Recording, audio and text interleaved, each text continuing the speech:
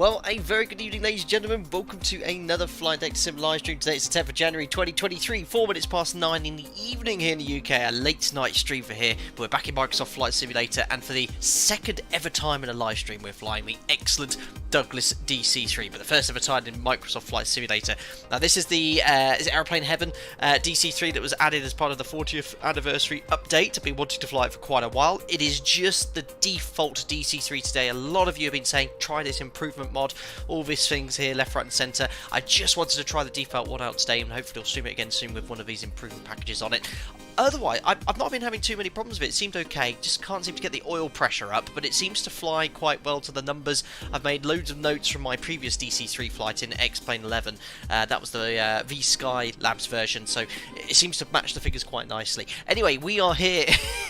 Look at the weather. Very chilly Alaska. Is it the Aleutian Islands, the pronunciation? I forgot to look up. We're in Cold Bay, quite aptly named. It is currently 3 statute miles, overcast at 600 feet, -6, and we're going to be flying for 1 hour to Unalaska, I think it's pronounced, Dutch Harbour, quite a famous airport in Microsoft Flight Simulator. It's been used in the past with Microsoft Flight Sim flights, I think pre-selected flights in FS 2004 you could go to Dutch Harbour.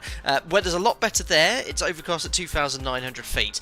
Now, we are old school DC3 today, no GPS. We're going to be using just the very wonky old school ADF, which only has a needle pointing at an NDB. There's no DME, there's no ability to read the VOR. We're going to be doing some dead reckoning navigation, some timings as well, and just see how we get on here. Now, for those of you who are interested, here, I've just realised I'm not using yoke cam today. I can turn on the webcam temporarily, but I'm following, you can see, look, I've printed out a little map there. You might want to just take a screenshot of that on your computer, but you can see there, here's my tracks and timings. I'll be making reference to this via Navigraph, and then I've got all my notes on how to fly the DC3 over here, what power settings I need for each phase of flight. But yeah, I'm not using yoke cam today. I'm actually using the default joystick with the Thrustmaster thrust levers, so I thought do something slightly different. Gives me a lot more space on my desk.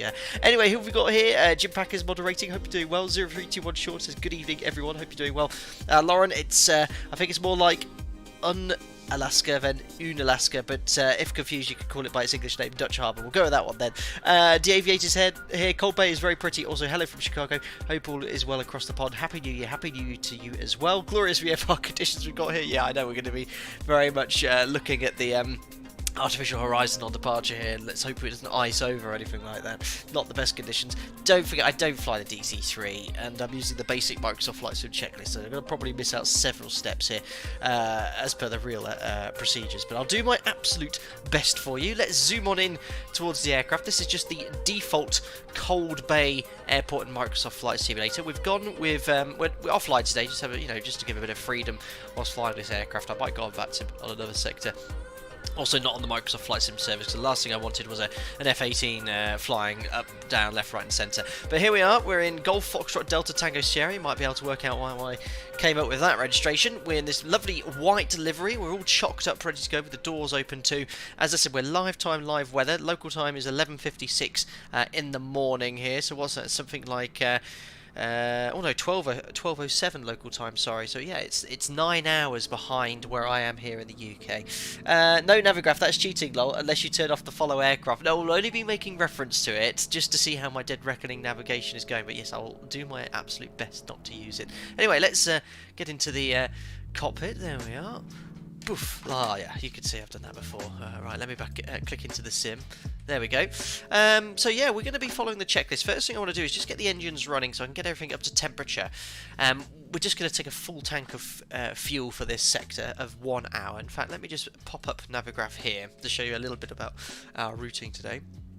So here we are in the world. First of a time we've flown over the Aleutian Islands in Alaska. So right up here, and it is called Cold Bay.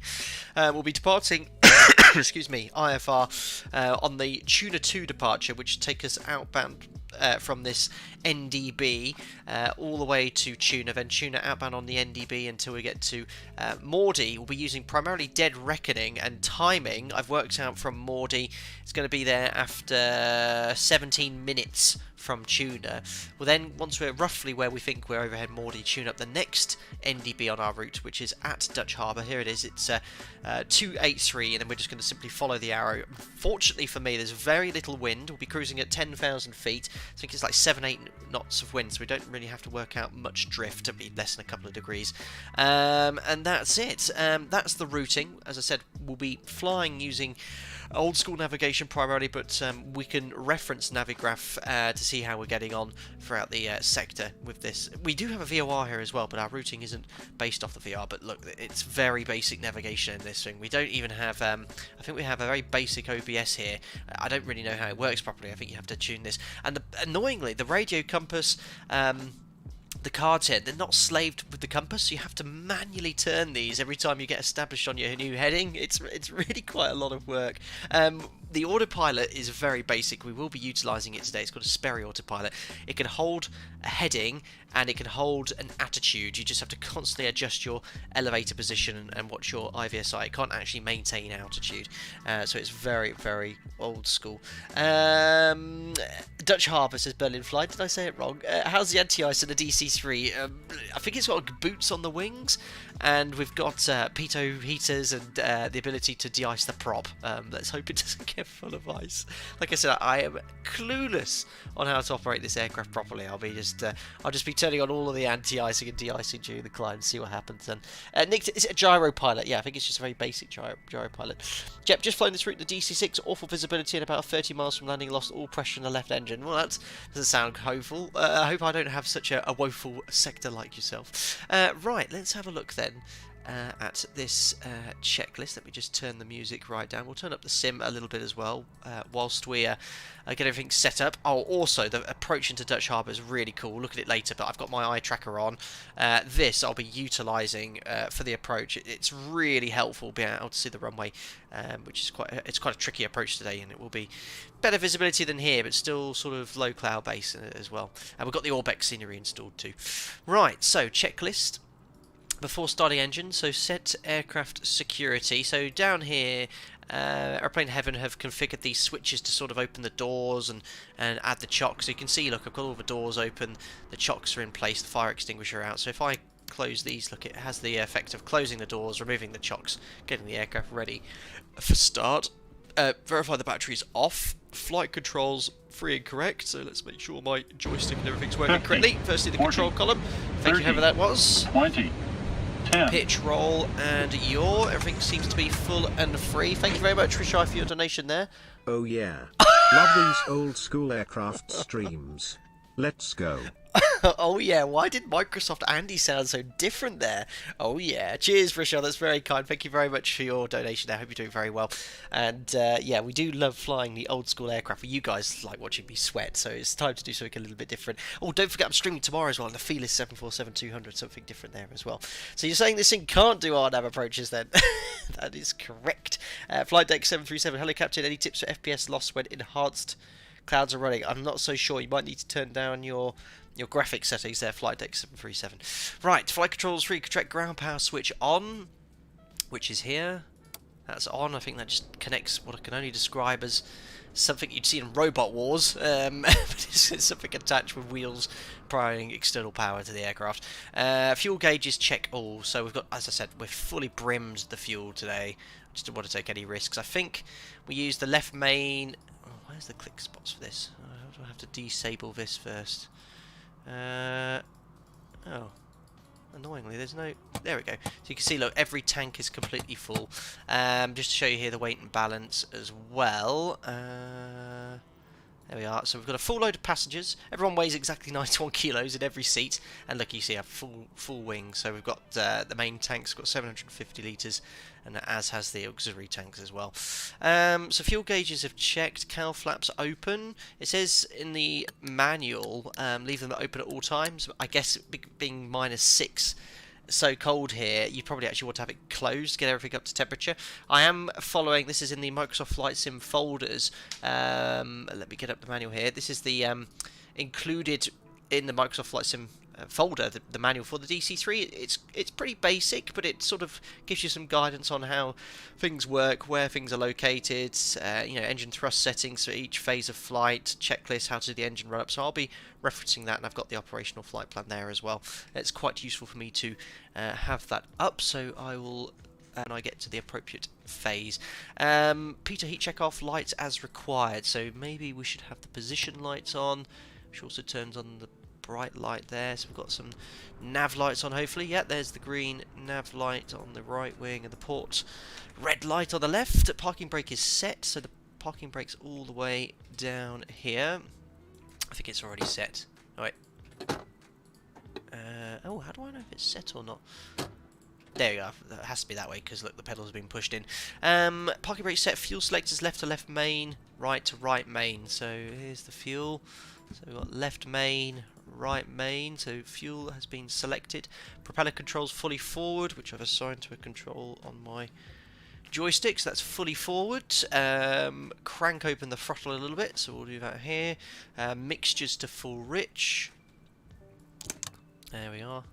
Very satisfying clicking sounds, and then we're pretty much ready for engine start. Need a copy of DC3 for Dummies. I definitely need that N2. Watch out for Sir Killalot. Wasn't that the name of a Robot War thing in the corner? That massive one, which had like a pole. I used to watch that when I was a kid. It was great. Right, how is your throttle mixture prop quadrant setup, Stratocast? I'll show you very briefly. It's very un-DC3 like. Let me just bring up yoke cam here so I don't show anything there. So here's my throttle quadrant. I have this is obviously the power for the Boeing thrust levers, and over here I have the Airbus joystick. So I've got here the mixture and RPM quadrant here, so I'm just, like I said, I'm doing something a little bit different today without having the yoke cam. It's actually quite nice to stream without it. As much as I love the yoke cam, it gives me so much more space on my desk, but I will be using yoke cam and the yoke for the 747 tomorrow.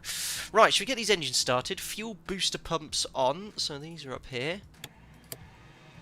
There we are, it's making a lot of noise. Master ignition on, which is this one here, so we just want to make sure it's pull off, so we want that in. Magnetos on, so we'll put them all to both. Starter right engine on wait, and then it's the mesh. So right mesh, and then we right engine primer on, and I think this starts the engine. Here we go. Clear prop, he says. Why is that not starting? What have I forgotten to do? Start right engine. Oh no. Of course this happens. Oh, hold on, I need to... That's... There we go.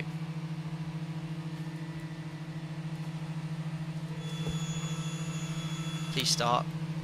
Yes! There we go. Ah, sounds very DC3-like. Just turn the sounds down there. Oops, hold on, I've just accidentally muted the sim. Excellent. Right, so, I do have a bit of a bug with this thing though. I can't get the oil pressure to ever stabilise. I don't know if it's a problem with the default DC3, but the oil pressure, unless you add power, it always stays below the red line. You get the low pressure light on permanently. Right, now let's start engine number 1. We'll shut that window. So fuel booster pumps on, master ignition is on, magnetos are on, and now it's the left engine. So left engine to minimums, approaching minimums. Left. Do I have to put the mesh down like that? Oh, I think it's starting already. Oh my god, I need to put the primer on. I've completely started this wrong, I think. Oh, it's going though. Sorry for all the DC3 pilots out there. I made them go, oh, what have you done there with the engine start? But it is running. Hopefully we don't have a Boeing 247 oil issue, lol. Yeah, I know, remember that. God, blimey. Right, 2 good starts anyway. So we'll put the engine power to 1100 RPM to get everything warmed up. Remember, this is just the default one. I'm not using any mods.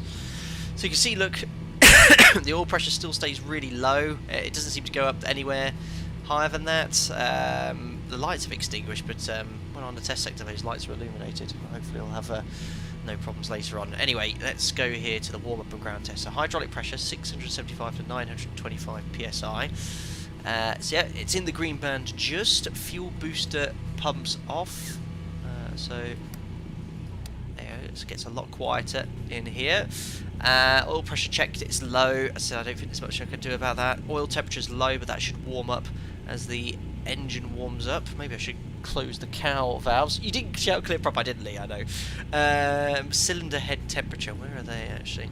There it is. So again, very low, I need to get up to temperature, but you can see the right engine's already in the green band, which is the engine we started first. Fuel pressure check. Fuel pressure is just in the green band, above the red minimum band. We'll do a mag check, so at the moment, let's make sure we get exactly 1100 RPM on each engine. There we are. Take a little bit off. It's very sensitive, these controls. Let's do a quick mag check on engine number 2. Right magneto. You can hear a slight drop, and you can see that there's the needle dropping slightly below needle number 1. Back to both. And to left. There, it's slightly below. Oops. Oh, I just moved it to off. I did that earlier, and it's... Ha! I think that shuts the engine down. Please restart. I quickly put it off. God damn it! Why is it every time I fly an old DC3 I always have these problems? Don't do that in flight. Right, let me see if I can cheat. Yeah, I did Control E. I would have done that in real life. Mag check for the left. Right. You can see engine number 1's dropped off slightly. And I'm not going to do the left one in case I stop the engine. Right, instrumentation checked. Right, let's get this all set up for departure. So, let me bring up Navigraph here for a second. Bring the checklist up here. There we are. And let me just find Navigraph for myself. So we're departing from runway 326. The surface wind here is 310... No, that's Unalaska, sorry. Unalaska. 3304, so runway 33 for departure, so it'll be a nice wind straight down the runway. We'll just take the Charlie intersection, we've got more than sufficient runway length there. So 326, and if you look here, what we need to do on this SID for runway 33 is make a climbing left turn heading 263. So once we get to the end of the runway, I'm going to go on a heading of 263 degrees. Now what I'm going to do is preset here 263. So that's the first heading I'm going to take after departure. So 2, 6, 1, 2, 3, and I'm also going to set 263 down here on the radio compass. Now this is the ADF. So 263. The reason is this isn't slaved to the compass, so it will stay. You just got to make sure you update it. So 2, 1, 2, 3. So when we're on that heading of 263, what we're going to be doing is looking out for this needle here. And wait for the tail of that needle to say 243. When the tail of that needle hits 243, we're on the 243 QDR off the Elfie NDB, and then we're just going to fly 343 until we get all the way to Maudie. Now, I have no DME. I'm only using times based off the flight plan and my test sector earlier. So, from going airborne, if I just get rid of this chart here, getting airborne to be able to be at tuner here, that took 15 minutes based off my power setting in the climb and then cruise. From tuner to Maudie, this sector was 17 minutes. Then from Maudie all the way to Dutch Harbour, this sector here was 25 minutes. So we'll use the timing only to see if we overhead the waypoints, and then we'll be excuse me, just tracking off the ADF. Excuse me, I've only had COVID recently, so I'm still coughing occasionally. So I hope that sort of explains what we're going to do on the departure. The compass is... this also drifts, so you've got to keep updating this to the compass. Thankfully you can push D, which automatically updates the heading to what the compass heading is as well. And the altimeter set as well correctly. We are at 2919er here. 2919er. Perfect, so the instruments are all set, and we're now ready for taxi, and then we'll do the power checks at the whole point. So, does this have CPDLC? It would be a shame if it doesn't. Unbelievable. Right, let's release the parking brake. This is very... I think the taxiing on this is very basic as well. I'm already moving, so the tail wheel is already unlocked. I think it just behaves like it's a basic, like a nose wheel at the front of the aircraft. It's very easy to taxi, whereas I think a tail dragger is very difficult. So I can just simply use the rudder to taxi. Right, anyway, we're going to go to the whole point, which is just here. It's very difficult to see anything because of the snow. IRS to nav.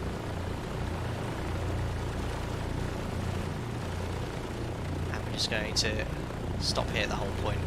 Live weather, live time.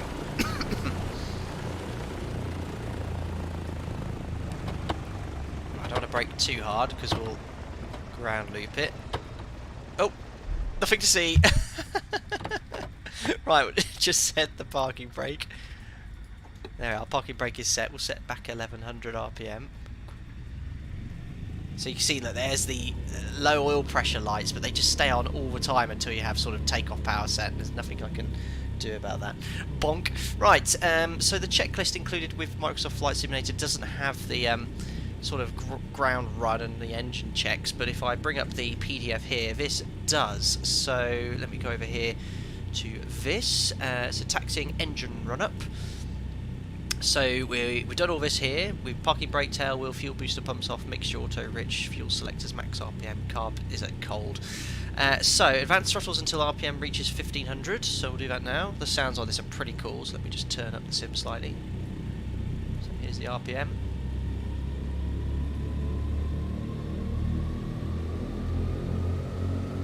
Not too much. 1500 RPM is set. Again, we know about the oil pressure. I think that's a bug. It just won't get above the red line until you set takeoff power. So first things first, we shall move propeller controls to min RPM. This checks the government operation and flushes the prop of clean oil. So let's do that now. So prop all the way back to idle. There we are.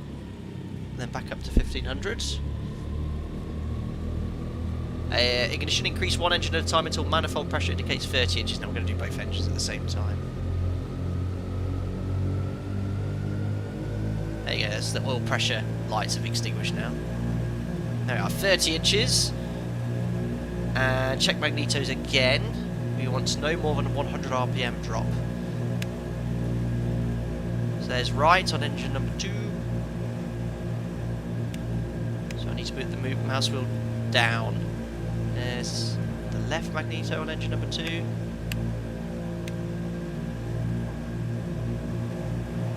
Engine number 1. And there's the right magneto. I think it was already on right. So that's the mag check. Oh, hello V1 Simulations. I've just seen your donation. Give me 2 seconds whilst I blow the engine up. That's the engine checks done. There's a hydraulic check, but I won't worry about that. And then the cowl flaps we'll do later. I'm just going to go all the way to idle. Make 50, sure 40, 30, just don't cut out. 20. Go from 10. there. Hello V1 Simulations. What have you got to say? Unbelievable. Is there a difference in avionics between this and the 737? Looks like it's from the same era. Winking face.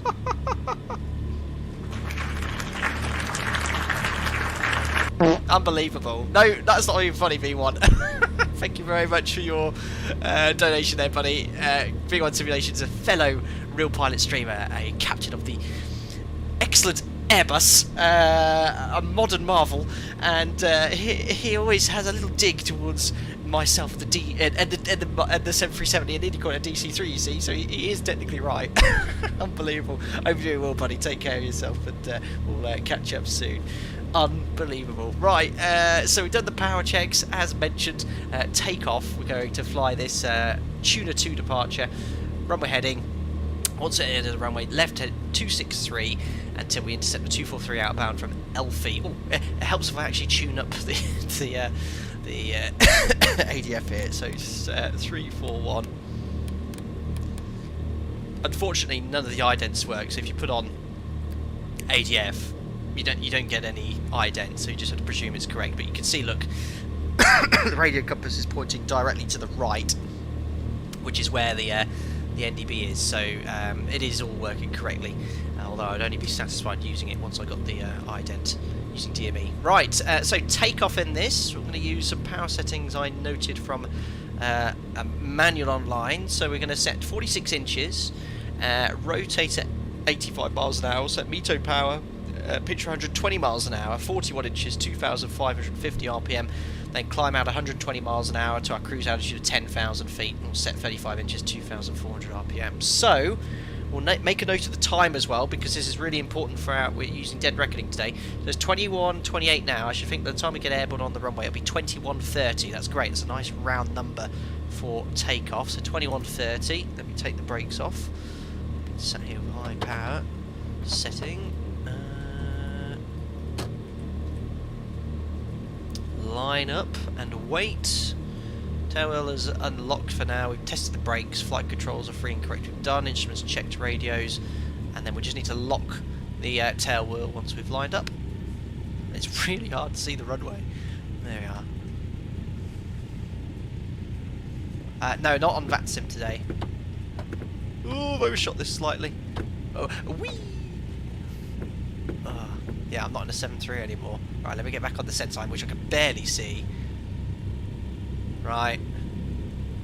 What's the worst that could possibly happen? And we should be at tuna after a flying time of 15 minutes. Oh, nearly ground lifted as well. Right, let's do it. Toga's in chat. Let's go to, or attempt to get to Unalaska. Right, so 46 inches. I think we'll use the eye tracker here. I'll hold up the brakes for a second.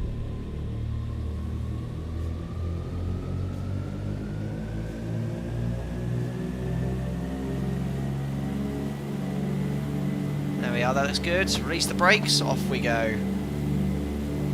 Let's move our head slightly off here. Look at this. Airspeed's alive. We're doing a flaps up takeoff as well, forgot to mention. There's the tail coming up. Wait for 85 miles an hour. Oh, I forgot to unlock the nose wheel. It's not on the ground anymore. There's 85, rotate, and we're airborne. Positive climb, gears up. The aircraft accelerate to 120 miles an hour. Went to the end of the runway.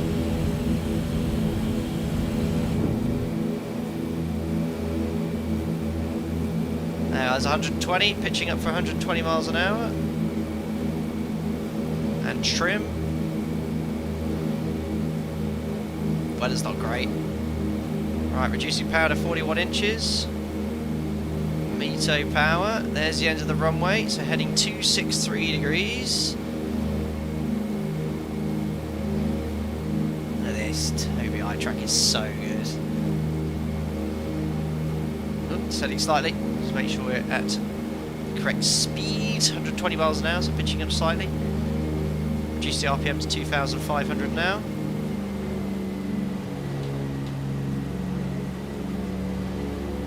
Oops, we shot the heading slightly. There we are on a heading of 263, and now we're going to be looking and waiting for the tail of that radio compass down there, and to be on 243. 243. We've just got to stay on 263 until then.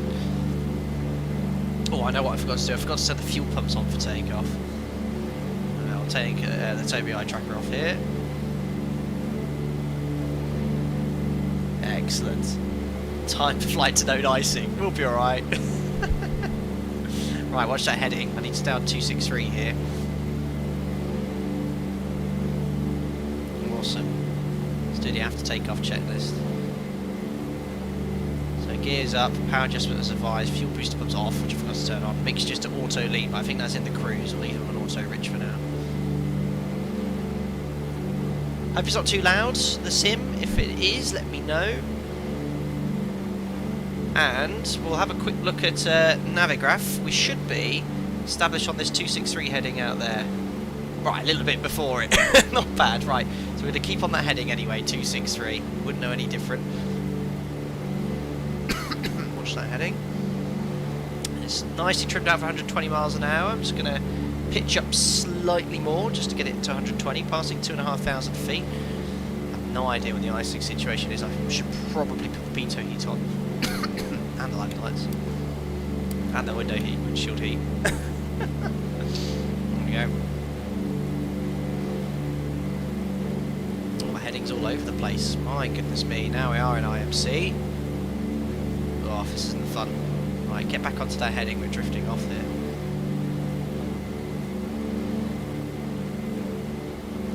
There we are, 263.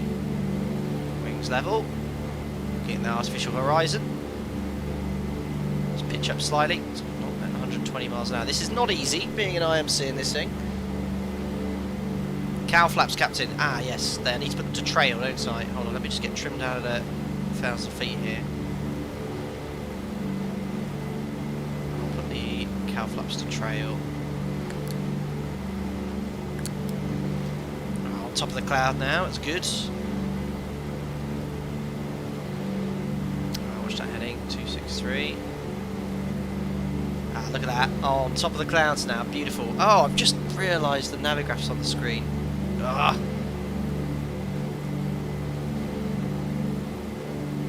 There we go.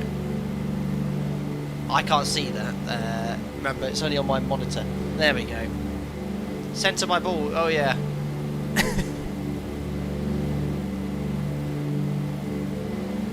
So the heading's established now. Again, we're waiting for the tail of that needle here to be on 243. It's on 210, so we're pulling that tail around. Wait for that to be on 243.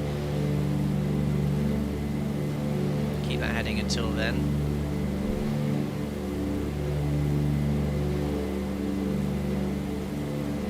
Oh, watch my speed, 100 miles an hour.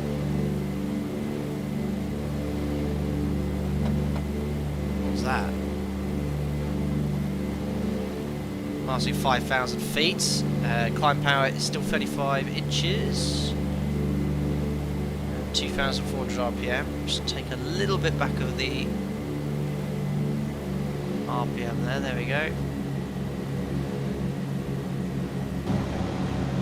Sounds great, doesn't it?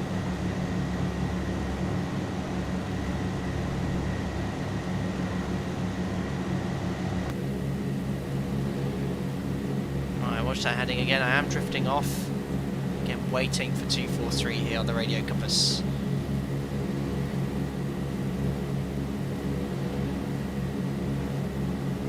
Our heading's matched. And we'll use the autopilot once we get established on the 243 outbound, levelling off at 10,000. I think 120 miles an hour is the best climb speed. Don't know if there's an alternate to keep bumping up the power as we climb as well, so it will drop off 35 inches. But for a default aircraft, guys, I think it's really good.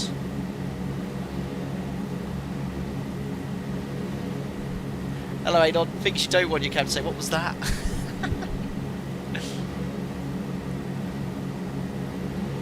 Welcome. Very, very nice.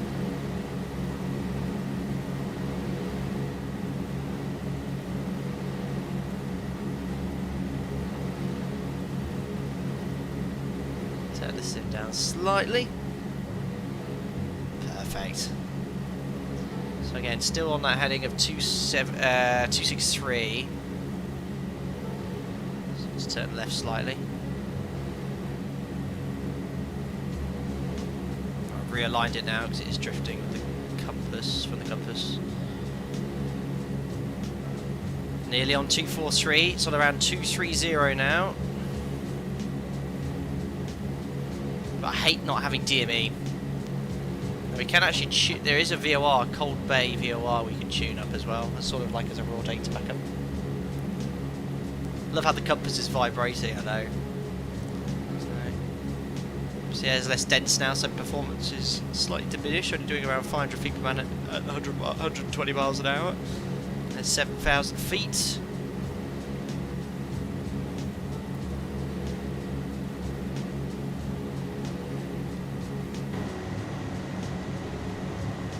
Look at this. Absolutely awesome.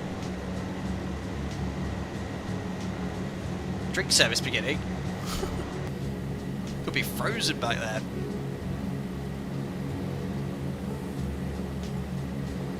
We're on about 235 now.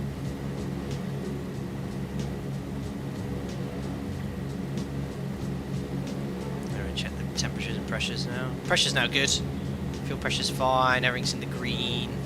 I'd say the cylinder temperatures are a little high.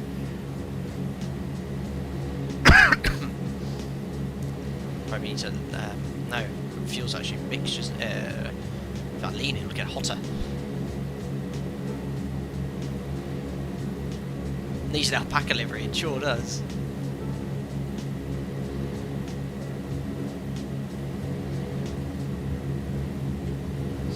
that heading. 273. Oh, see, look, if it take eye off the ball, look, did you hear that? It was nearly stalling there. Wow. Let's get the speed back up to 120. See, this is one of the things in Microsoft Flight Simulator. I had it all perfectly trimmed out, but it's quite happily gone away from its trimmed off speed there. Went up to 80 knots. I've not touched the trim since got it at 120 miles an hour after takeoff. Anyway, let's just level off and accelerate back to 120. Oh yeah, help put 35 inches. We need to keep remembering to add power. It's 35 inches again. That'll help. I'm back at 120. I don't think the superchargers are modelled Stratocast. There's a big warning here.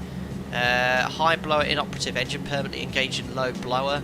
So I don't think they're modelled yet.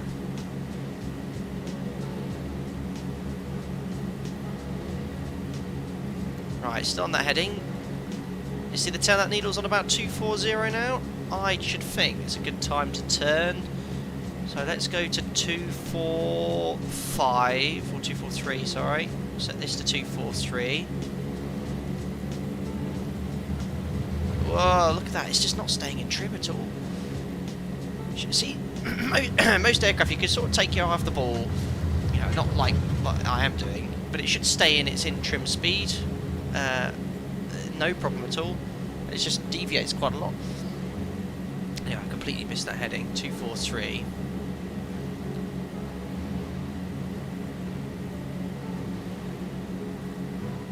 Let's line that heading up. There we are, that's lined up. Nearly at 10,000 feet, so getting ready to level off. The tail of that needle now is about 238, probably a little bit left to track. Let's just level off now at 10,000 feet though and accelerate. 10,100. And then we'll see how we are on our course. Cruise 30 inches then, so let's pitch nose down and retrim. We'll set 30 inches. Here's our cruise power setting. And then 2,000 RPM.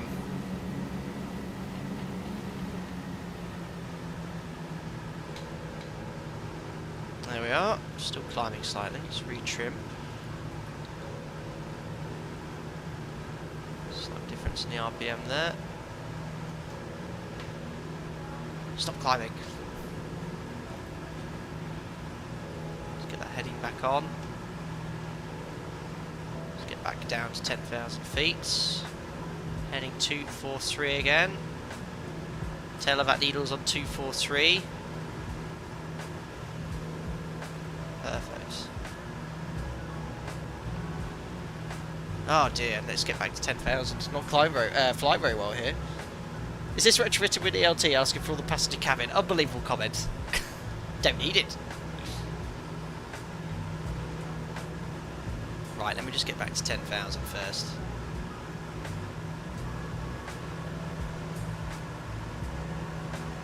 There we are, 10,000. Trim.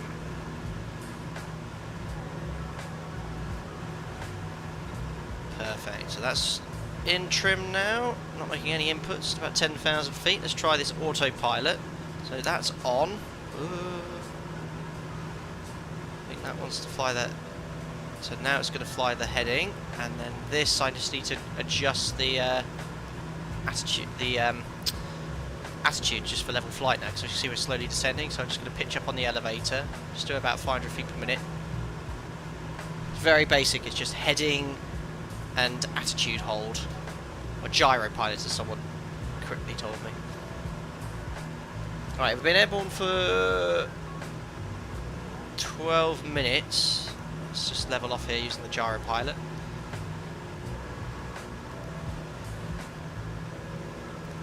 Oops.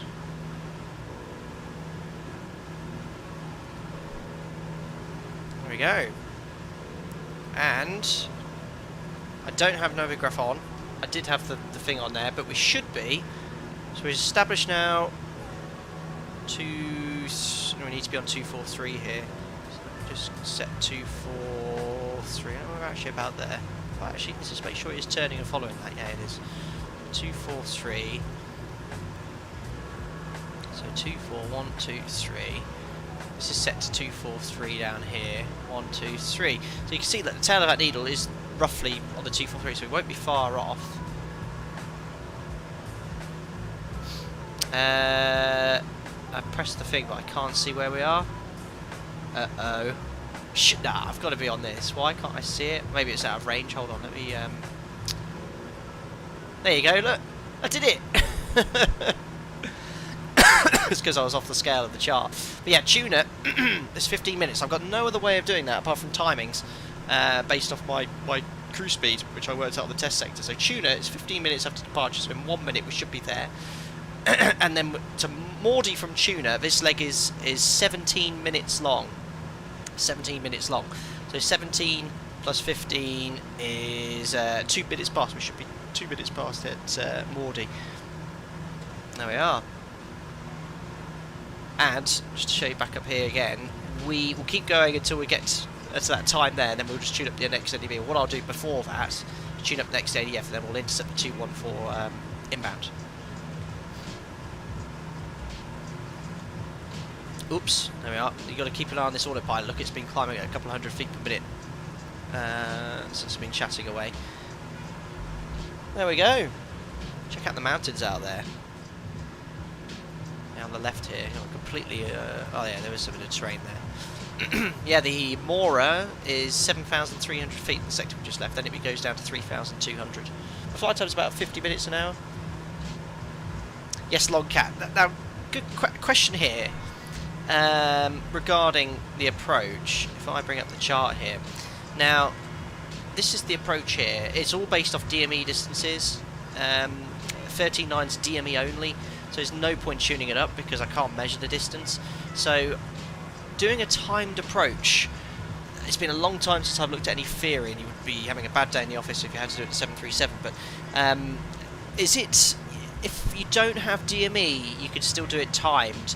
And is it on this sector, it's outbound for, is it 3 minutes? Was it 1 to 3 minutes? Usually it's specified on the chart, I think. And then you make a left turn for 1 minute, and then after 1 minute, a 180-degree turn, and then intercept the inbound, and then that's going to put us sort of there. It's runway 33, so we could do that, and then position downwind. Hopefully we'll be visual, though. Plan is I'd like to descend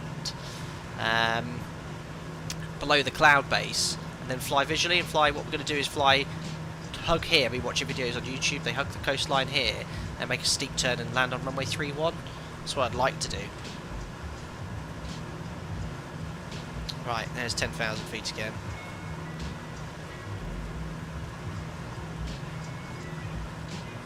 There we are, pretty much level now.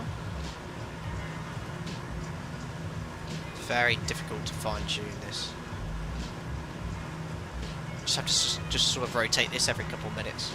There we are, 10,000 feet. This is unpressurized. Beautiful. Hi, Jetpacker Helicopter, quick question. Have you ever heard about the program CTOT? Is this something that pilots use often? Program CTOT? Well, CTOT is a slot Jetpacker.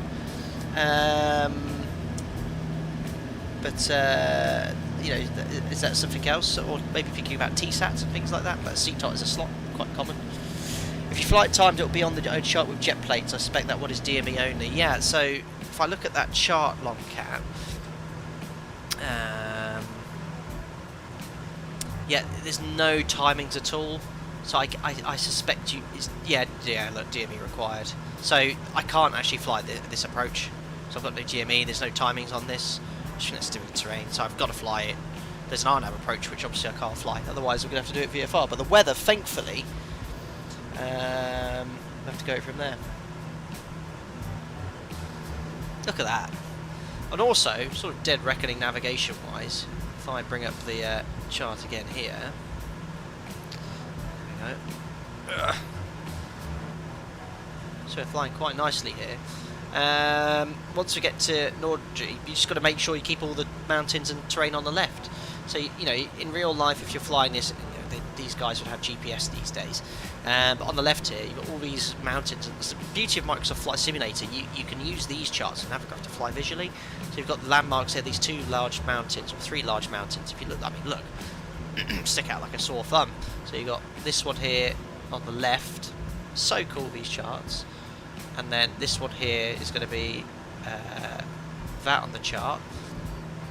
and you got the other mountain in the distance, and then once that goes off, you could hopefully, if it's not too cloudy, see the land over there. But it is forecast to be overcast at Unalaska, but overcast at 2,000. What is the latest weather? Someone grab the latest weather and put it in chat so we can all see it for Unalaska. The code is Papa Alpha Delta Uniform, but I think it's sort of we could descend to 2,000 feet and then we'll be below the cloud and we're flying. Herman Flight Deck Sim is one of the ice pilots. Nice. George's FS videos. Did you tune into the Cornwall Spaceport livestream yesterday? I didn't, but I obviously read in the news today that it unfortunately did not succeed in launching the rocket into orbit, which was a shame. But no doubt they will succeed. Obviously, we all know spaceflight is incredibly difficult, and let's hope that they have another rocket able to blast off in the future. So, 30, as I mentioned, we need to be at Mordi, our next one, at time 22:02. Members, if you go to the Discord, you'll see I took a screenshot of the document, but for those watching the stream, I'll try and show you. You can see we're on this, I don't know if that's coming out there, but we're on this sector here to Mordry. You can see that there's the time, 17 minutes from Tuna. So I've got all the times here and the tracks, and I just flew it as a test sector with these power settings and saw what's going on. Excellent.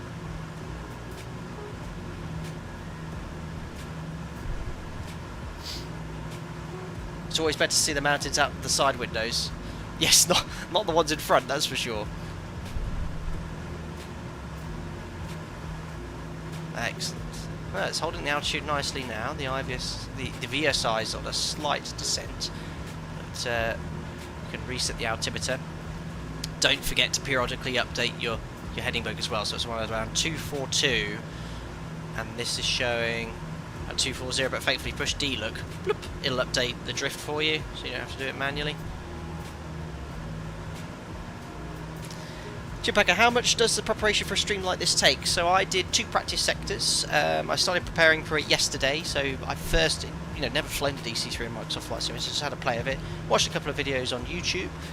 Flew the flight just for fun, just playing with the settings, the autopilot. Then I did a proper repeated the flight this morning, which I did stream on Discord for a short while. No one watched, and and then once I'm happy with that, yeah, I'd say time-wise, 6 hours on one like this. PMDG or 737 ones maybe a little less, just do it in one sector, but aircraft I'm unfamiliar with, a bit longer. The Felis one tomorrow, again, I've already done 1 test sector. I practiced the VOR approach, which I might have to do, really difficult one, into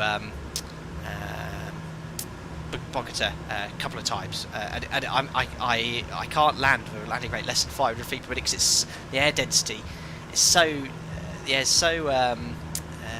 the density altitude is so high, performance is really poor. So yeah, you'll be in for a treat tomorrow watching me land the 747-200 at 8,000 feet elevation. Bavarian Eagle, 10 miles outbound to the approach using Dead Reckoning. I mean, I could do that, just a simple speed, distance, time calculation, isn't it? But this does specify DME required, so I should know, but I generally think you can't fly this unless you have DME. You could you could just use Dead Reckoning in time and have a go at it, but I'll fly it visually. I want to have a bit more fun. If it was a timed approach, though, when we had the timings on the charts, I would have a crack. We've actually done, if you check out my first ever DC3 stream, we did do a timed approach. Anthony, hello Captain, long time listener, first time caller. Did the DC3 ever come out with an oral warning system?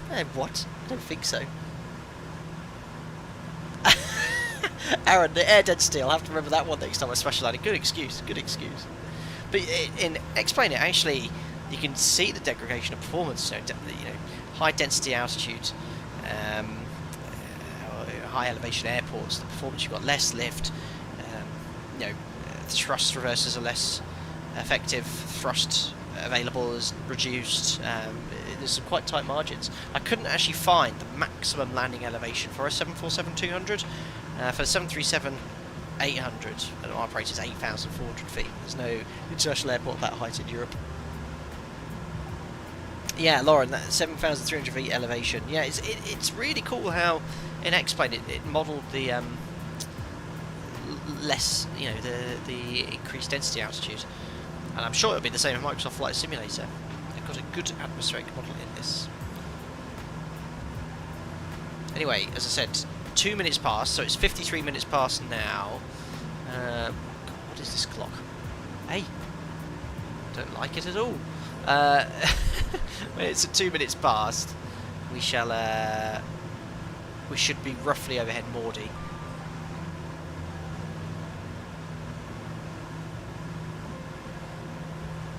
Longcat, do a military visual run-in brake manoeuvre into a curved approach. Real crowd pleaser. We'll see, we'll see.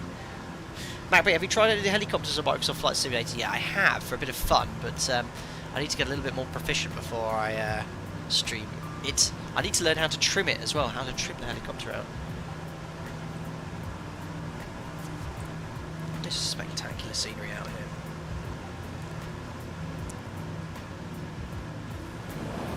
That would be cold. There we go. So that's gyro pilot. Once you've got it all set up and stable, it actually holds its position quite nicely. It only has the ability to hold your attitude and to maintain a heading.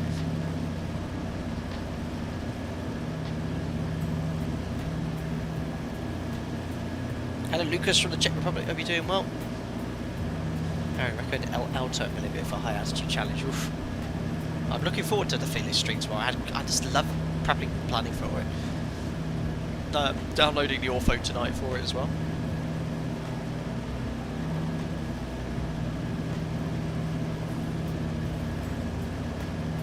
Helicopters have a separate binding for trim. Yeah, I need to look at those settings, because at the moment when you fly them, I have to obviously constantly push down on the stick.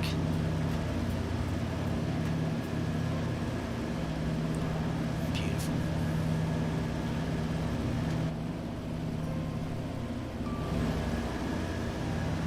It's a really good looking plane, isn't it?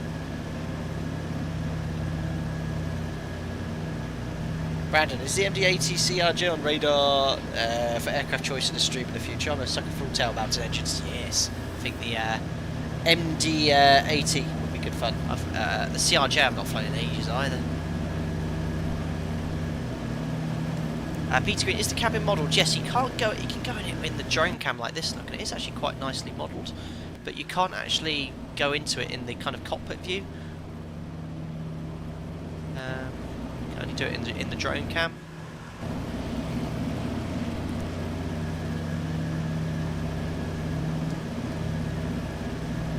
Yeah, the livery, the chef's kiss. I quite like this livery. I thought it was quite clean. There was quite a few to choose from, and some have like the modern avionics back as well. Right, I better just check my navigation. I've not really been checking anything. So we're still on I'd say we're on 244. So let's set the heading on 24. 1, 2, 3, 4. Yeah, I'm pretty happy still. Yeah, I'm very fortunate that there's no wind here. Let's have a look at Navigrapher pops it open there. There you go then. And remember at time 02 we should be overhead Maudie. I am sort of cheating having reference to that, of course. But it just shows you radio navigation still works, but this is just very basic ADF only. Now it does have a VOR actually, so if I go here, you can tune up the Cold Bay VOR. It was a Vortac. It's not actually associated with this airway we're on. The airway is only based off the NDB. So if we tune up 12.6,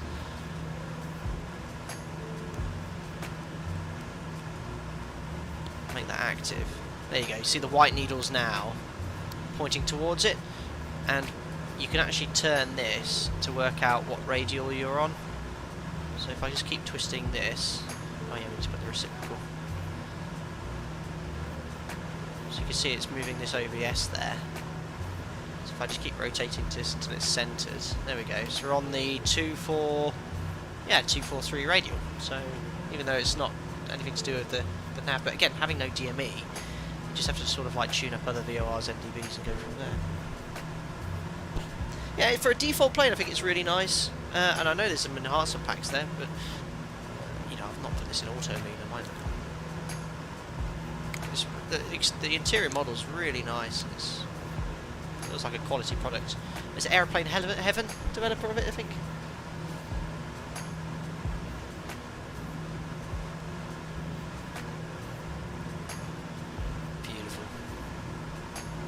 almost halfway on this sector, guys. I think there's a bit of an ice sheet over there.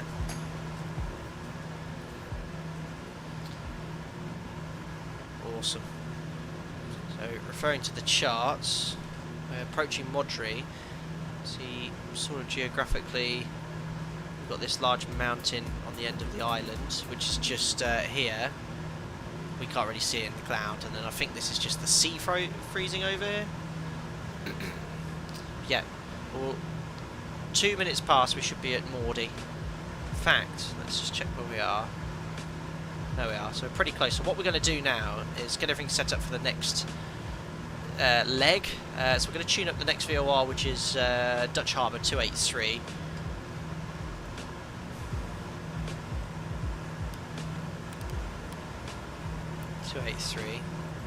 And you see the radio compass has already swung round. We'll set our current heading, which is still let's have a look here. Press this to get lots of information.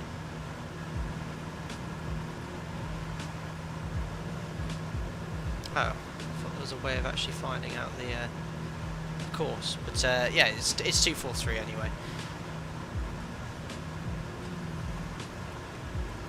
Make sure that's on 243, and the next inbound course is 214, so we're just going to wait for the head of that needle to be on 214. It's on about 220 now, so with the head to the left we're going to be pushing that needle towards 214. So as soon as it's on 214, we'll make the turn.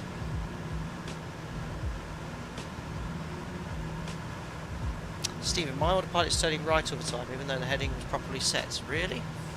Have you tried syncing up the compass and the heading bug? I've not had any issues. A lot of people were saying that to me. Nice. Altitude keeping is excellent. I might just rotate it once to the right, just to get back down to 10,000 feet. So a couple more minutes ahead of that needle. So about 218 now, I'd say. Looking good.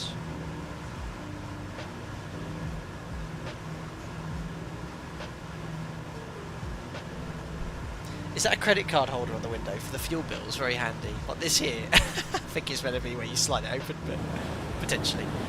That would be very cold. Even colder would be this one, look.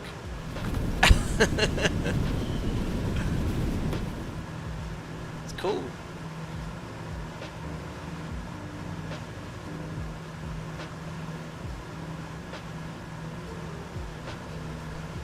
So 1 more minute, we'll make that turn.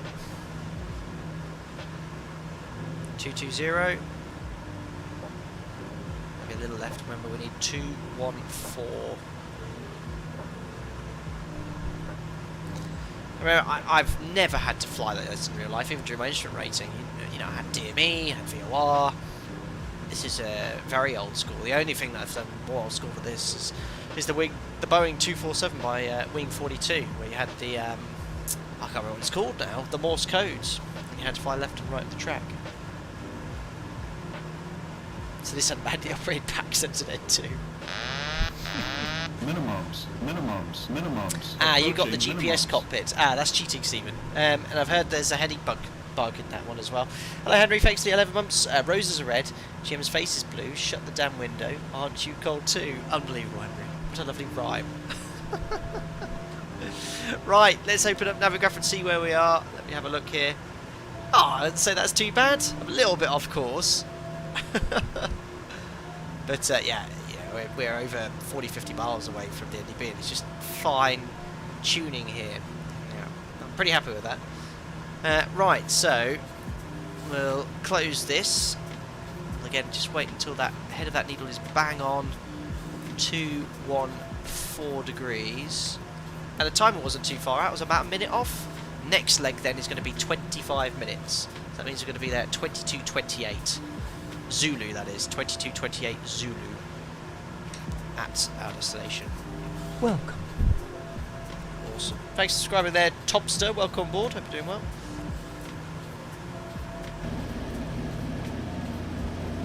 I'm just going to keep all the islands to the left.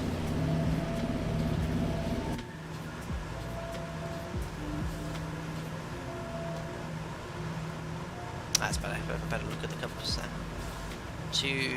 I'll just wait until it's on 215. Make that turn. I'd fear in real life this would be swinging around a lot more as well. Hi Tudor, just joined the stream. How is the plane compared to V-Skylab's? Oh yeah, I mean I haven't flown that in a while. I really like the V-Skylab's one. I think probably the texture quality and the interior exterior modelling is quite nice. I believe the V-Skylab's is quite well modelled, but then again, I think Aeroplane Heaven, the developer behind this, didn't they have one for prepared? A DC3 or something? I think it's pretty good. For a default plane, it's excellent.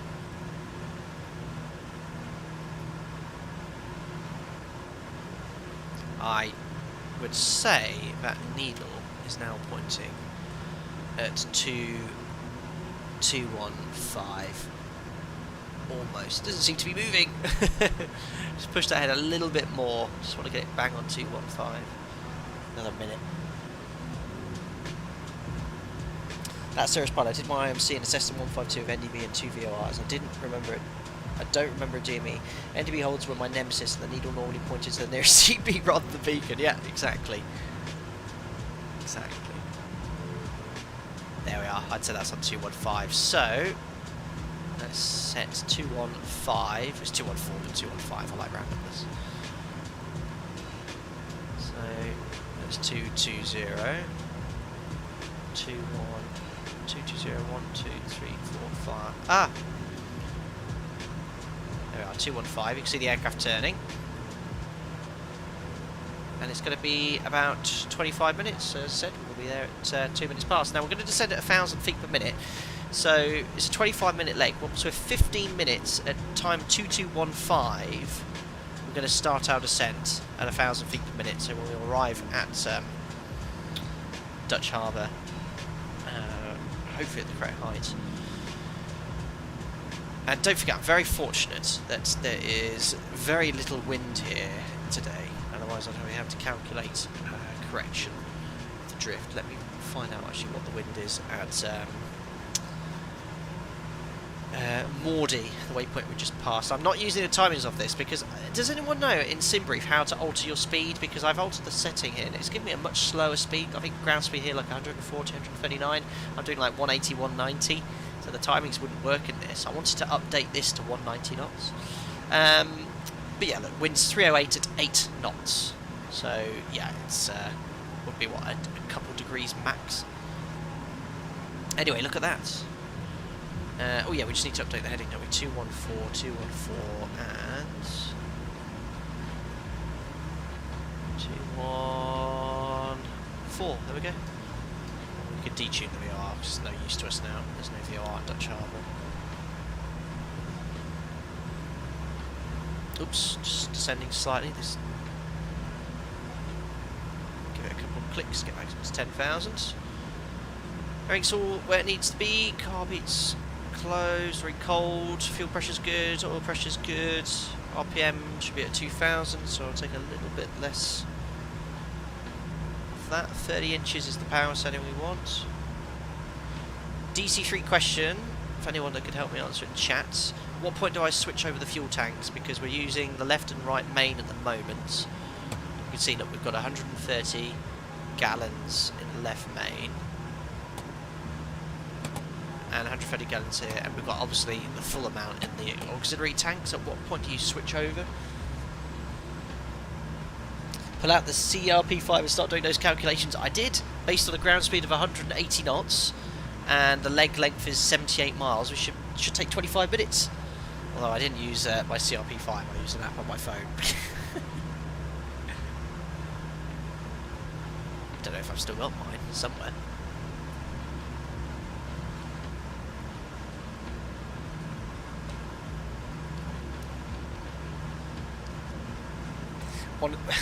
Once the spinny things on the wing stop rotating, it's time to switch. Unbelievable.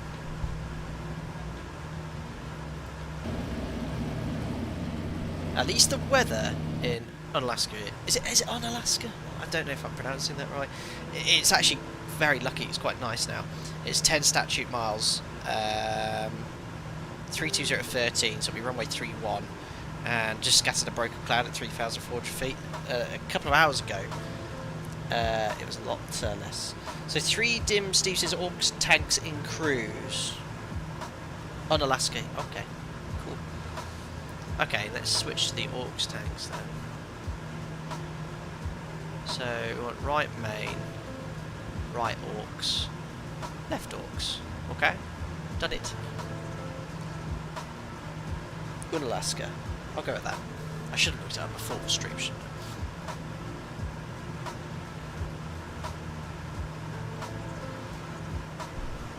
What's the range of this? It must be huge.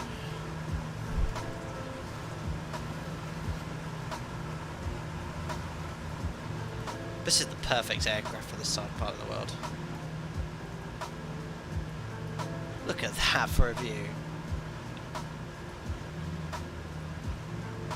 Just turn the music off, turn up the sound for it, sim for a second. Look at that.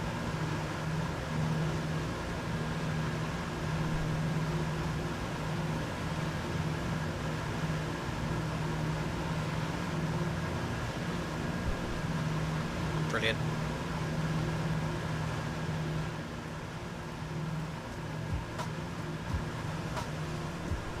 Ento, I know someone who lives up there. Un is like fun without the F. Okay. Sammy, to question whilst I'm remembering, when is tankering generally done on a line? Would it only be on fairly short sections, or just a situational thing? So we don't make that decision, Sam. It's an operational decision. They obviously have airlines have a ability to look at fuel prices and the cost of carrying that additional fuel, and obviously carrying additional fuel, carrying additional weight burns more fuel, so it's inefficient most of the time. But say we're flying somewhere, the fuel on that particular day, or for whatever reason, is more expensive, we'll tank it, and it will come up on our operational flight plan. And what it does, it comes part as your normal block fuel. You can take all of it, or you can reduce it if required. Now, we generally like to, who doesn't like taking extra fuel? It's great.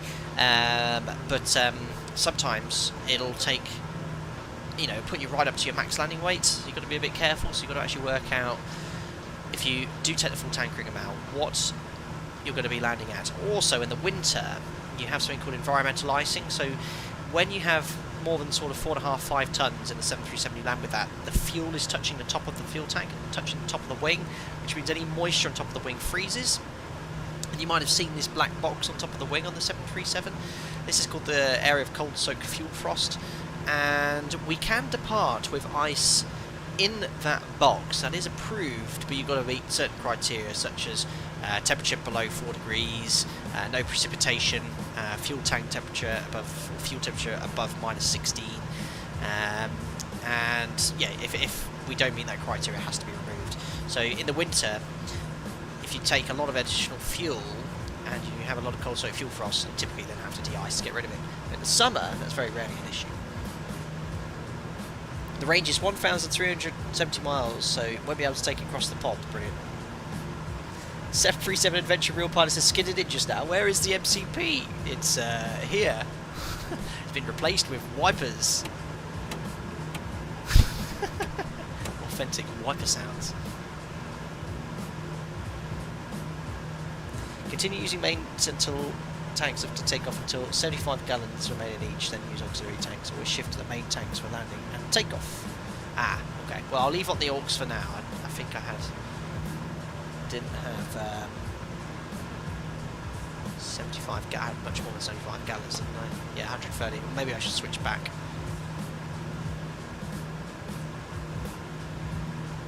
Oh! No, no, no, no, no, no, no. No, no, no, no, no. I knew this would happen. Ah. It's all good, it's all good. Ah.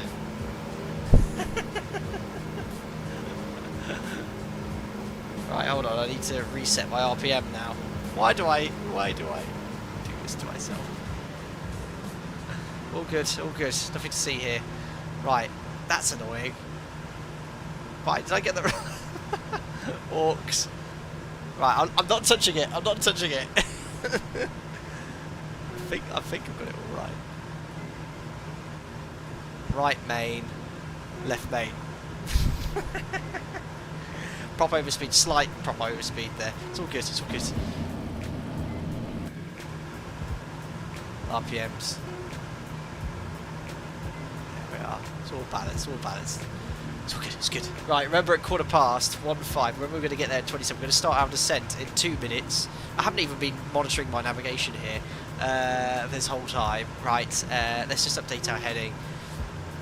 So compass says 215. 215.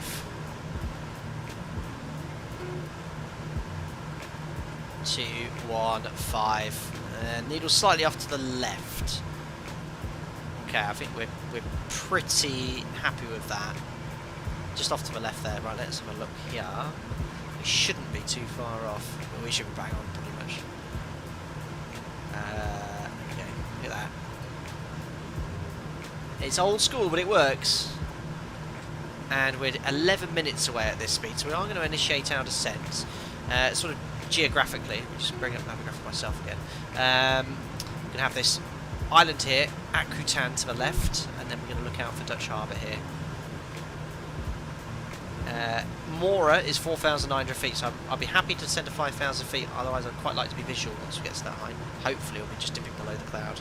But Microsoft Flight Simulator, its ability to, or depiction of METARs, I think is pretty good these days. Right, anyway, descent, I think is a good time to do it. So, descent power, auto rich. Oh! That was on auto lean.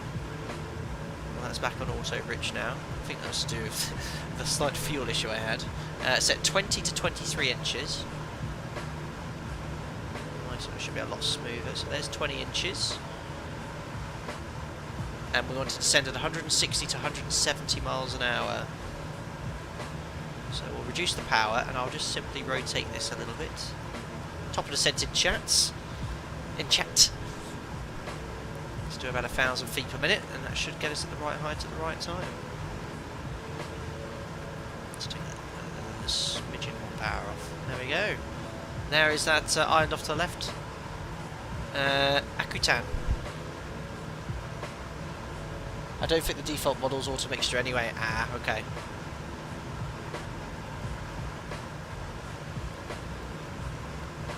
What's VMO in the DC3? Oh, so I think there's a red.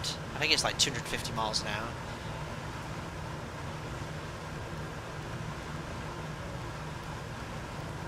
Plug in this 1,000 feet per minute. Whoop. There we go. Mach 0.24.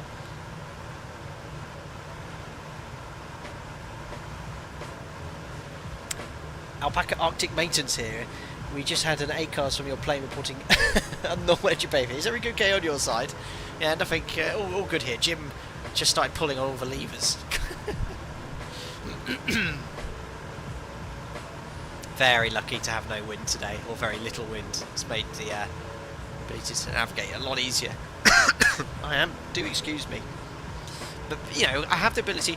VR navigation should be a little bit easier. You don't have an OBS, a CDI, but you can at least tune the VOR. The needle will point towards it, and then you do have a deviation indicator here.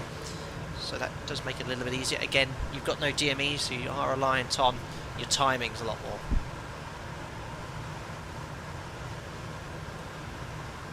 Anyway, nicely descending. Let's talk a little about approach. So I'm going to fly this visually today because I can't actually fly the approach here. Now, airport qualification. Use a right-hand traffic pattern. There's a VASI on the runway. Be alert of vessel fueling dock. Displace threshold as well. Manual 131. That's what it looks like. But what we're going to do is showing you the excellent Navigraph charts here. Coming in this direction. Once we're visual below the cloud here, we're going to hug the coastline here, all the way on the left, and then we're going to make a tight right turn, landing on runway 31, and that's exactly what they do on all the YouTube videos I watched. The ultimate guide. But yeah, that's what we're going to do. Hopefully we'll be VMC soon, and then we can just follow that in. This Navigraph charts update is superb. You can really use it to fly VFR. So yeah, it's great to be able to look that up and monitor. Anyway, ETA wise, timing wise, we should be there at 22:28, 10 minutes.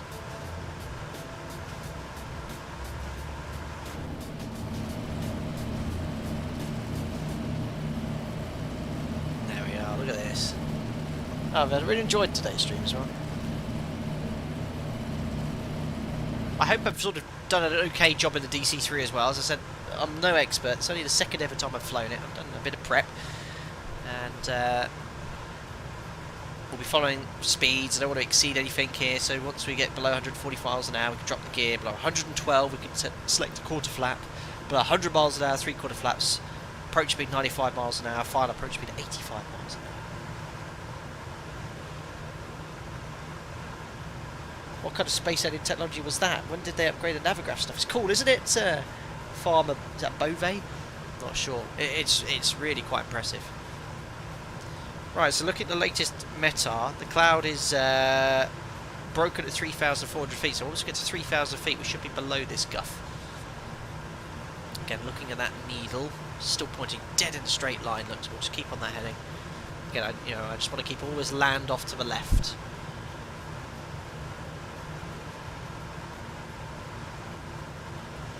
Show you Navigraph as well. Look.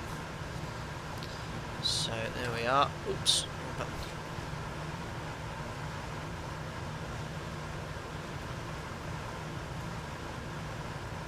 I mean, how cool is this? You can point out all the terrain, the topography.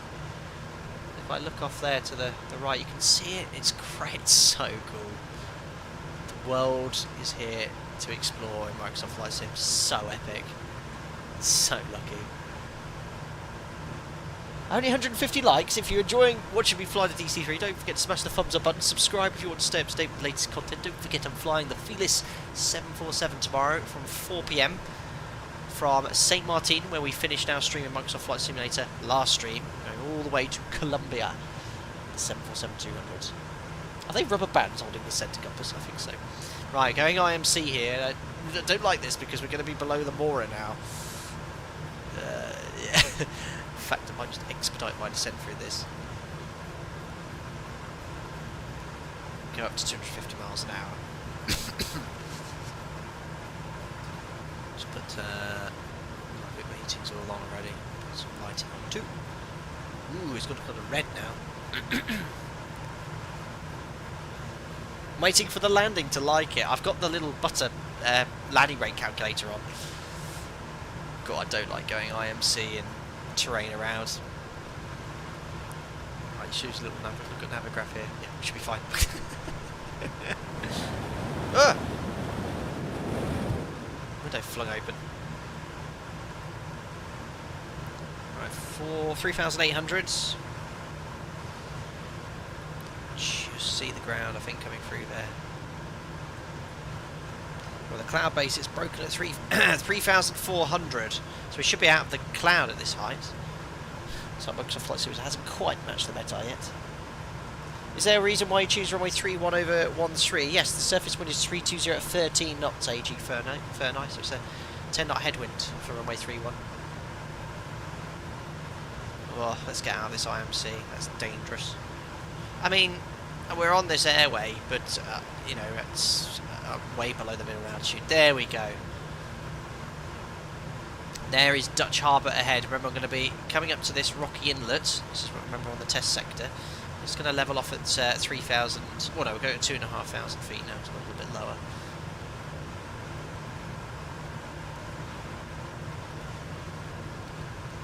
Love this little autopilot. Very basically, it works.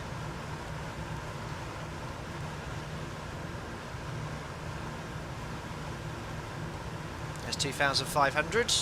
If I bring up Navigraph, you can sort of see straight ahead. I'm well off my course now. But yeah, we're going to follow that inlet in there and land at Unalaska on the right hand side.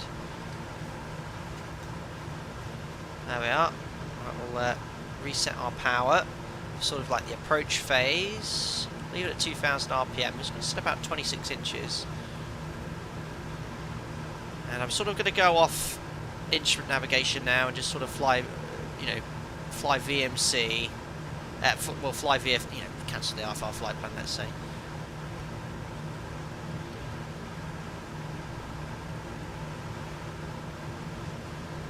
Only loving the stream, doing an excellent job, thank you. Nice to see the ADF VFR navigation. I didn't know the new Navigraph did that. Going to check now. Yeah, it's the latest update. Really cool. Look at this here. It's epic. This sim is just wicked.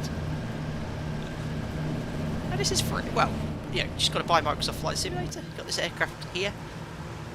Superb. 2,500 feet. And Dutch Harbour's nestled here. You can already see might be part of the harbour there.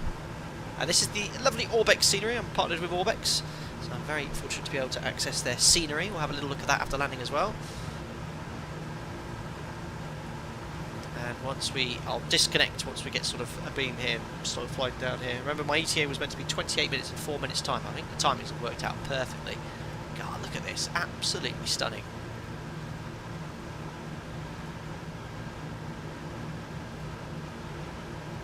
Right, let's turn off the music.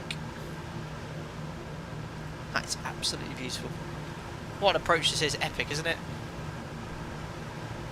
Couldn't think of a better sector to do this in.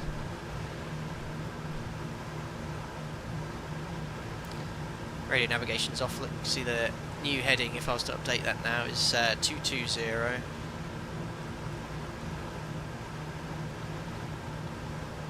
So you can see the needle's over there to the left slightly, which is where it is.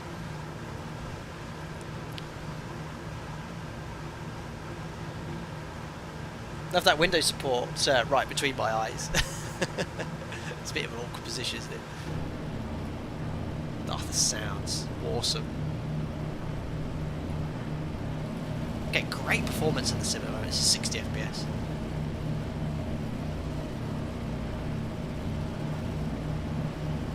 Right, so just showing you one more time.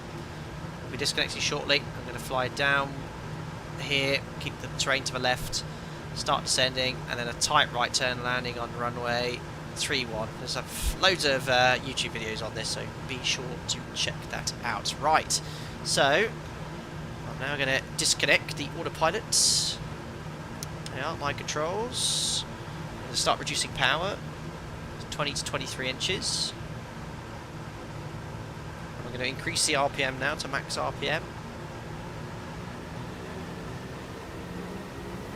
We should probably use carb heat and things like that in the descent.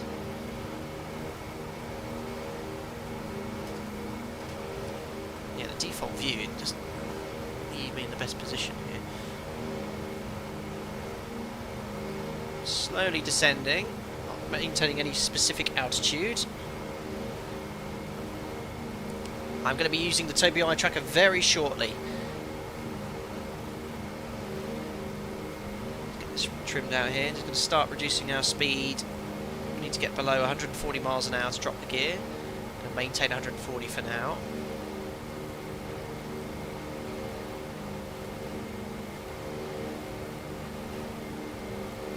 Absolutely awesome. And there's Tobii Eye Tracker's now on. Amazing. That is so cool. Wow, it's like I'm sat in. I know VR is amazing, but VR wouldn't work with you guys watching. I think this is the next best thing. So good.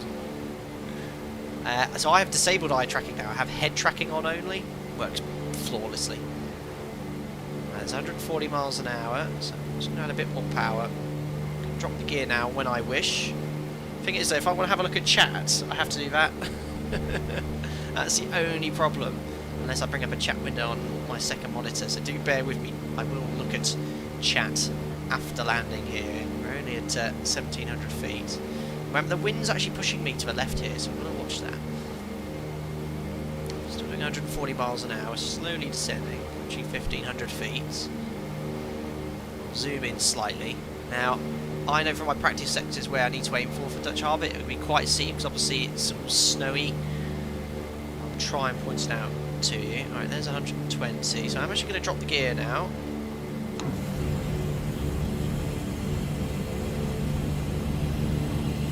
Right, gear's green. Again, I can't, if I look at chat, that happens. So I'll catch up with you all shortly. Should be below 120 miles an hour. Oh no, 112 miles an hour to select flat one. bring the speed back to about 100 miles an hour. Need to be below 112 before we select a quarter. Natural flops. Trying to minimise power changes.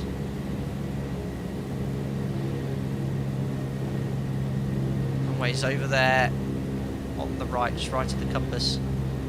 Right, there's below 112. We'll select flaps to a quarter. No, I only want a quarter. There we go.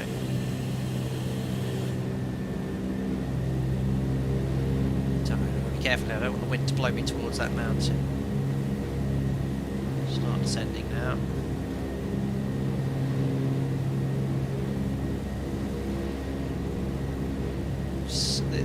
The eye tracker it works incredibly well. It's exactly where I'm looking. Right, going to take another natural flops here. Maybe a little bit too fast. I'm going to bring the speed back to the 95 miles an hour now. Oh, I forgot to start the flight recorder for the replay, guys, and I can't do it by hand flying now. Sorry.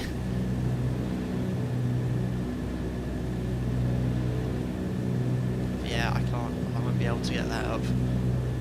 We're only going to hug that terrain, so it'll be a tight right turn. I'm looking for the airports. See if I can zoom in with my mouse whilst I'm hand flying. Oh, that's the threshold there.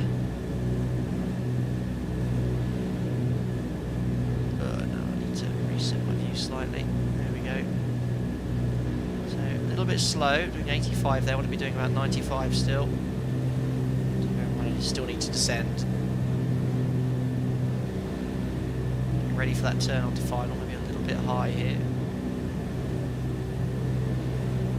Maybe a little bit close to the mountain, but all good.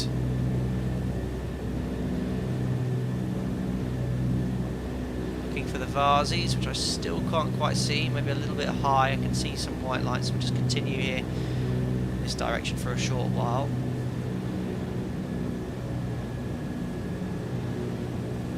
Turn final shortly. Okay, we'll start turning final now. Look at that massive ship in the harbour. 100 miles an hour. There's two whites still. I just saw a red, so we'll just keep descending still. Bring the speed back to 85. There we are. A white and a red on the Varsi. Speed's good. Just keep bringing it back to 85 miles an hour. Look at this approach. This Toby eye tracker is a game changer. I hope you guys are enjoying it. I mean, let me know in chat what you think. For me, flying visually, I would have really struggled with that before, having to use the mouse. 85 miles an hour. Minimal power changes. Look at this. Speed's a little bit low, just a bit of power, pitch down. There we go, speed's recovered. Ooh, back on the centre line.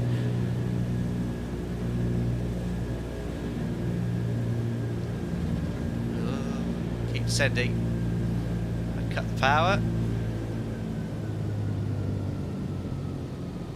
Right, a little bit lower here. Whoa, gently, hold it off, hold it off. Oh, down, a little bounce.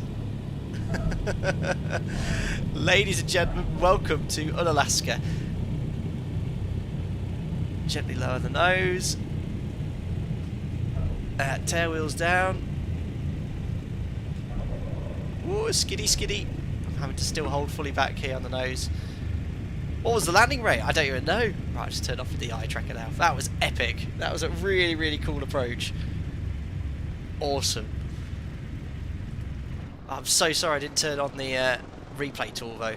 But we're here. We've made it. Right, let's do a 180 on the runway. Yeah, I forgot to lock the tail wheel.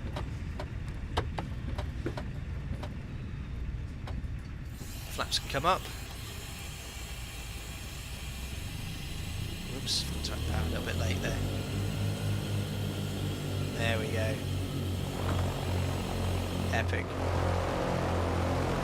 Got to open the windows, get some fresh air in the cabin. And she farted. Epic, really enjoyed that.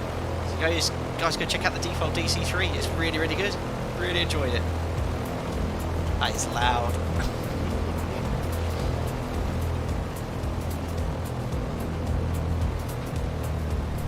Epic.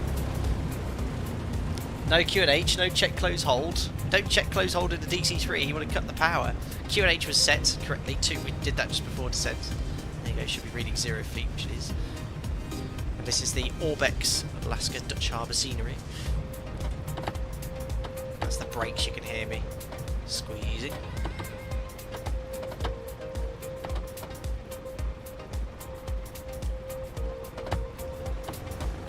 So it's a little bit easier to taxi there in Microsoft Flight Simulator than in real life. Just turn off the Tobii eye tracker. Right, where should we park? Oh, there's a little, whatever that thing is. Is it Beechcraft 1900? Park next to him. We'll swing around in front. Watch the wingtips. All good. Yeah, probably not great.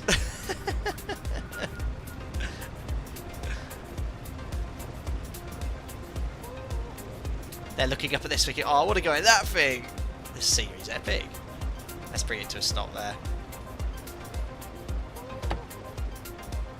There we go.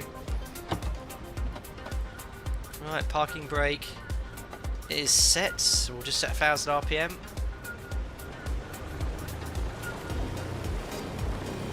Completes the checklist. So before landing, I think we did all those things, which was pretty good, except we forgot to lock for tail wheel. Glide approach parking, so tail wheel is now unlocked. Parking brake is set, full forward high RPM, which it should be already, which we do for landing. Mixtures to idle cutoff.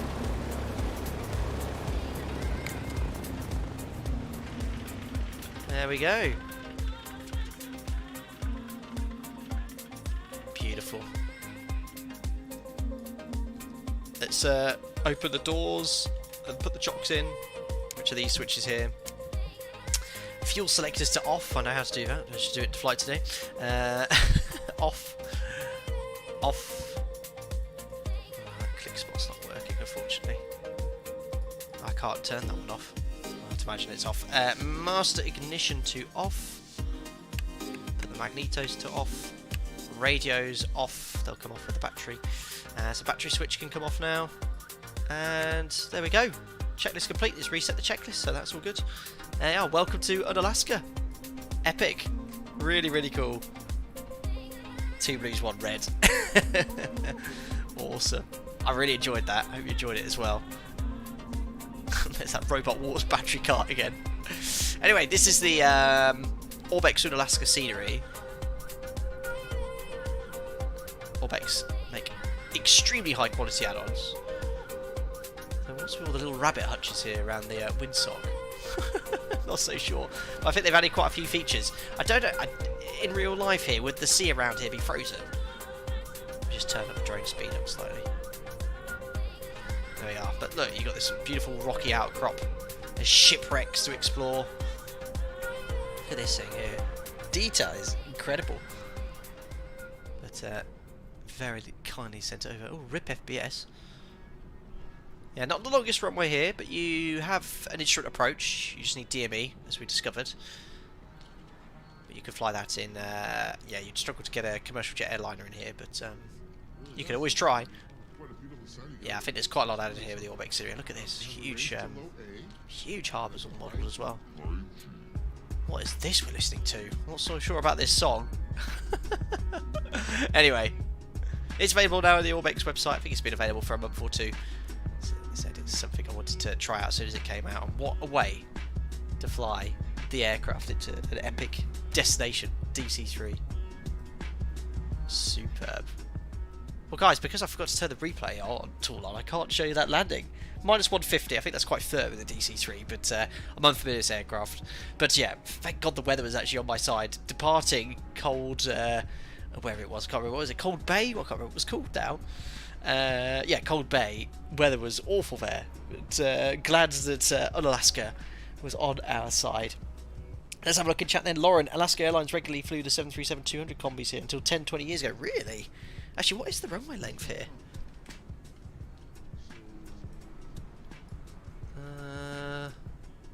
Airport, airport, airport. 4,500 feet, what's that in meters? Oh, it should be long enough, actually. Short. 4,500 feet, meters. Can't remember off the top of my head. 1,300 meters, yeah, it's very short. I mean, it's that sort of Santos Dumont length, that is. They had short field landing kits on them. That'd be why they got in. Very cool. I wouldn't want to put an 800 in here. Hi, Captain. Did you ever fly the Embraer 170, 190? Nope, never flew that. I've only ever flown the 737 jet-wise. Aaron Potter said a drunk Spaniard's mother could fly a DC3. Well, I could barely do that. Does that make me a drunk Spaniard's mother? 321 Short, very nice stream, Captain. Thank you for your efforts. I would love to see more flights like this one. Old school navigation is very entertaining. Wow, it didn't kill us. We got here in one piece. Thanks for your points there, Long Cap, during the stream. Hope you're doing well, buddy. Super cool, Lauren. Yeah, the eye tracker was wicked. Look at those mountains, awesome. I know, they were really, really cool. Epic approach. Oh yeah, look at the nice comments on the approach there. Head tracking is indispensable. Yeah, I agree. I agree. Cool approach. Terrain ahead. Excellent. Philippe, I don't know if I saw your donation. Did I read that out? He says, I'm hoping for a butter landing today. Fingers crossed. I don't know if that played or not, Philippe. If it did, and I said thanks again, but if I didn't, thank you very much.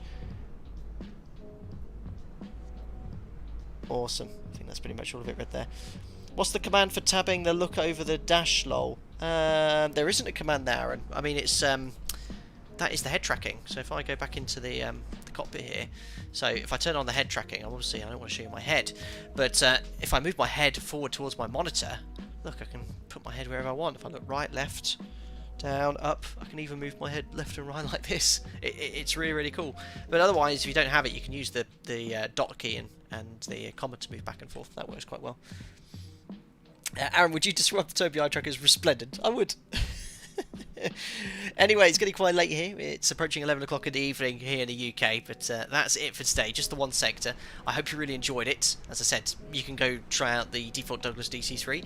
I hope you found this stream useful. You perhaps use it to perhaps replicate this flight or pick up some pieces. Again, I'm no expert at all, but I had great fun flying it and trying some old school navigation. It's very rusty on my behalf. Don't have to do any of that these days, but yeah, really, really good fun. The All Big Scenery is available to download as well if you are interested in purchase. I think it's like $20 or something like that, but yeah, it's a great destination to try out in Microsoft Flight Simulator. If you enjoyed the stream, don't forget to smash the thumbs up button. If you're new, don't forget to subscribe to stay up to date with the latest content. To all the members, thank you very much for your continued support. To everyone that donated, thank you very much for your generosity. I will see you all tomorrow if you'd like to watch me in the Felis 747-200. I'll be departing St. Martin in the Caribbean at 4 PM UK time, flying over to Bogota in Colombia. Elevation 8,400 feet, should be fun. Old school INS navigation, VR navigation. Fingers crossed we make that in one piece, but I hope you'll see some of you there at 4 PM tomorrow. Guys, enjoy the rest of your week. See you soon. Take care, and bye-bye.